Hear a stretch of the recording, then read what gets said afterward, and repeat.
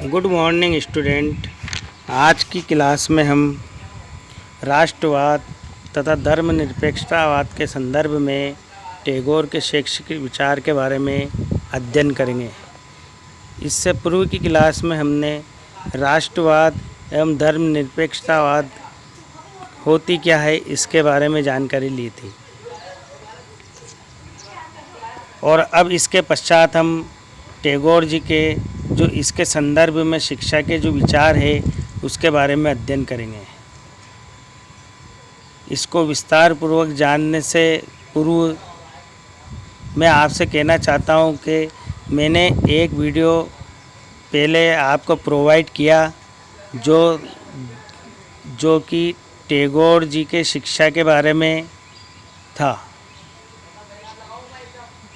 इस टॉपिक को समझने से पहले आप उस वीडियो को जो सबसे पहले मैंने वीडियो प्रोवाइड किया था टैगोर की शिक्षा, उसको ज़रूर देखें, जिससे कि आपको यह टॉपिक आसानी से समझ में आ सके।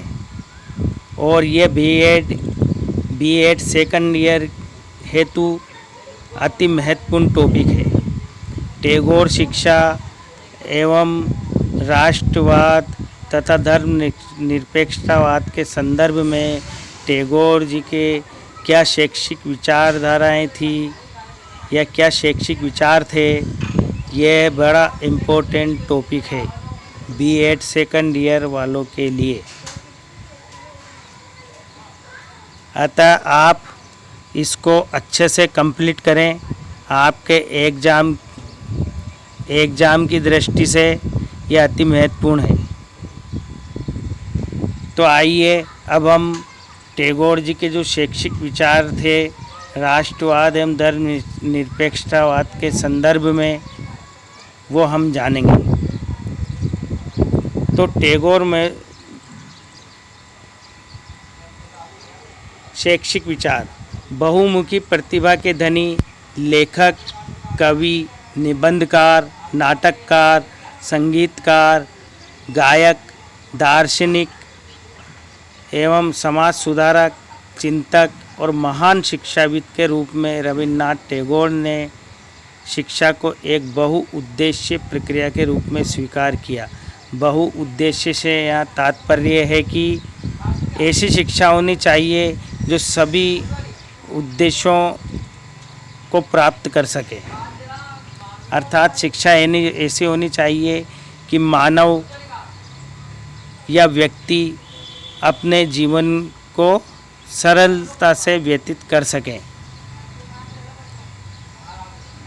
शिक्षा डिग्री तक ही सीमित नहीं रहनी चाहिए, जबकि शिक्षा का उद्देश्य सामाजिक जीवन में जीने योग्य बनाने हेतु होनी चाहिए। यही इनका उद्देश्य था टैगोर जी की शिक्षा, टैगोर महोदय का। तो टैगोर महोदय ने बतलाया है कि शिक्षा बहुउद्देश्य होनी चाहिए। आगे जानते हैं कि उनके अनुसार वास्तविक शिक्षा वह है जो उपयोगी वस्तुओं की वास्तविक प्रकृति को जानने और उनके उपयोग करने और उससे वास्तविक जीवन में रक्षा करने में सहायता करती है। भौतिक और आध्यात्मिक विकास शिक्षा के मुख्य उद्देश्य हैं। भाषा सहित इतिहास, भूगोल, विज्ञान, कला, प्रकृति अध्ययन और संगीत को पाठ्यचर्या में स्थान दिया। उन्होंने मातृभाषा के माध्यम से शिक्षण कार्य करने पर बल दिया। वे सीखने में बच्चों की स्वतंत्रता के पक्षधर थे। वे आत्म अनुशासन पर बल देते थे। कौन? टैगोर महोदय।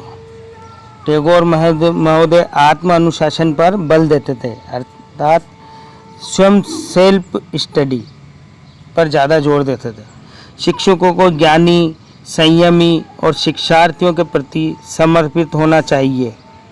टैगोर महोदय कहते थे कि शिक्षकों को ज्ञानी अर्थात अध्यापकों को ज्ञानी होना चाहिए, संयमी होना चाहिए और शिक्षार्थियों के प्रति समर्पित होना चाहिए। अर्थात शिक्षार्थियों का उद्देश्य पूर्ण हो ऐसा ज्ञान उनमें होना चाहिए। शिक्षकों में। वे शिक्षा के अन्य पक्ष जन शिक्षा, स्त्री शिक्षा, व्यावसायिक शिक्षा, धार्मिक शिक्षा और राष्ट्रीय शिक्षा के भी पक्षधर थे। और टैगोर महोदय प्रकृतिवादी, प्रयोजनवादी, मानवतावादी शिक्षाविद थे। शांति निकेतन उनकी शिक्षा की प्रयोगशाला थी। शांति निकेतन यह है जो उन्होंने 5 स्टूडेंटों के साथ इसकी शुरुआत की थी।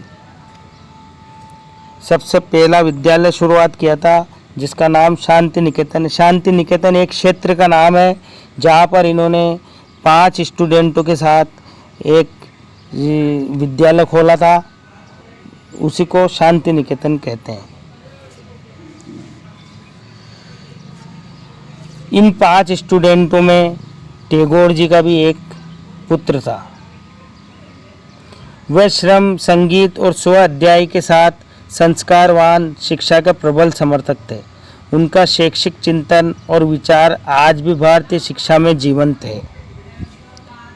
स्वतंत्रता के समान टैगोर को पूरे विश्व में सच्ची स्वतंत्रता की प्राप्ति के लिए लोगों के प्रयास समान रूप से कदम भरे तथा विपरीत परिणाम देने वाले लगे।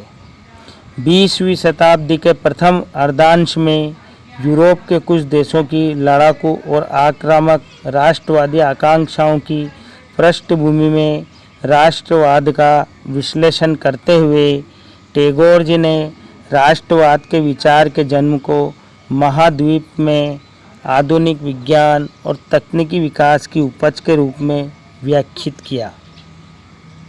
अर्थात 20वीं शताब्दी में जब राष्ट्रवाद का उदय हुआ तब टैगोर जी ने अपने विचार इस तरह प्रस्तुत किए।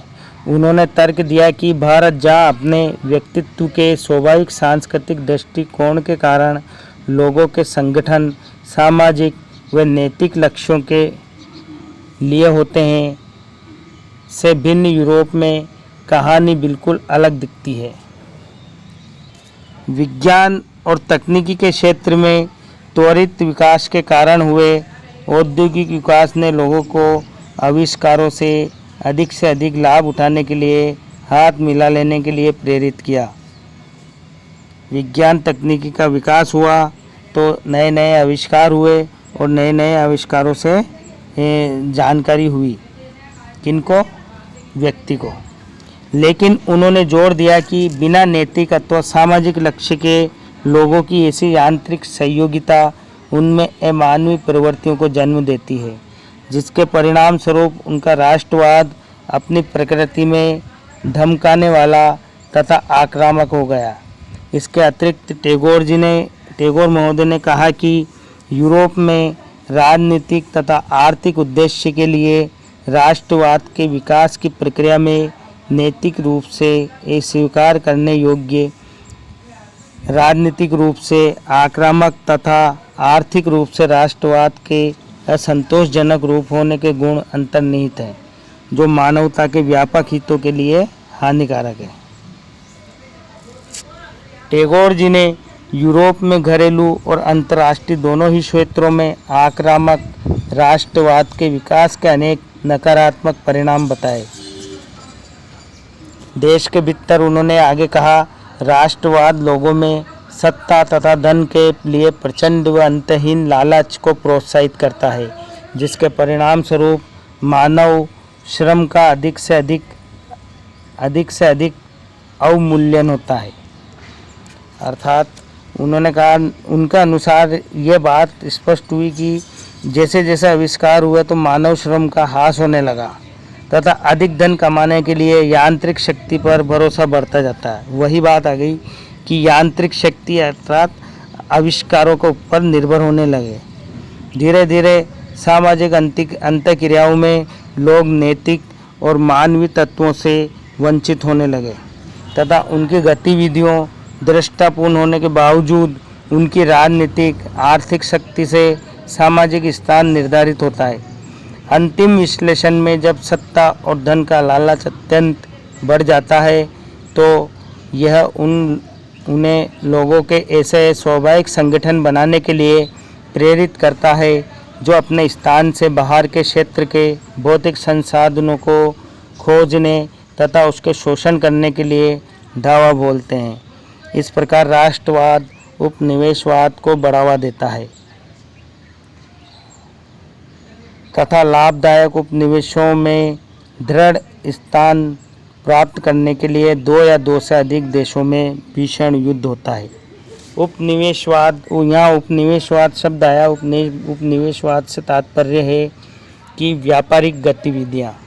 इस प्रकार राष्ट्रवाद, दो देश अपनी अपनी व्यापारिक गतिविधियों को बढ़ाते हैं और इस हेतु दोनों देशों में भीषण युद्ध तक भी हो जाता है। यही इन्होंने बतलाया।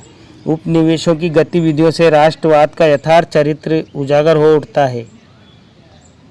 ब्रिटिश साम्राज्यवाद से उदाहरण लेते हुए टैगोर जी ने भारत में उपनिवेश के अनुकूल परिवर्तन होना है।